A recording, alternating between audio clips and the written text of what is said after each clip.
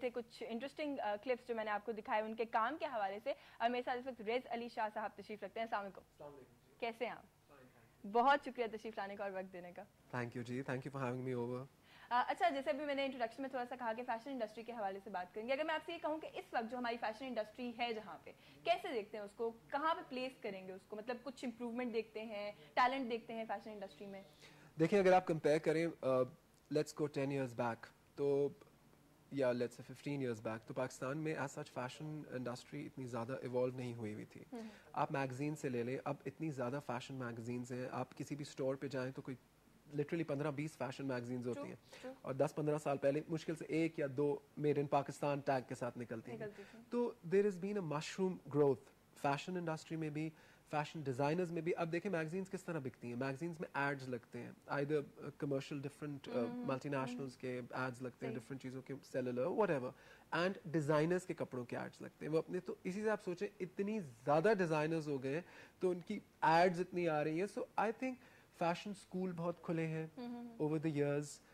کراچی میں fashion school ہے, لاہور میں پاکستان کا سب سے بڑا فیشن اسکول ہے, اسلام آباد میں اقرا یونیورسٹی میں فیشن اسکول ہے, این سی اے بھی آ گیا, این سی اے بھی ہے. So I think that we've actually come a long وے.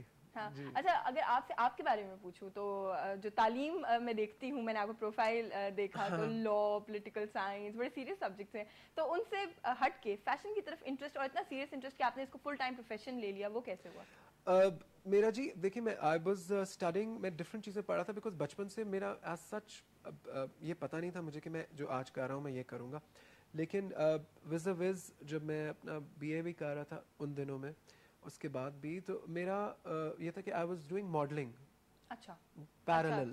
تو میرا ایکسپوجر اس طرح سے ہوا, یو نو, میرے ڈیزائنر دوست تھے, ماڈلز دوست تھے, کافی مطلب ایکسپوجر تھا, there was a lot of exposure, and ساتھ میں وہ آن جاب ٹریننگ چل رہی تھی, not knowing that I will be doing this. But then I was also working as a corporate lawyer. I was a trainee in a corporate law firm after I completed my MBA in marketing, my LLB, everything.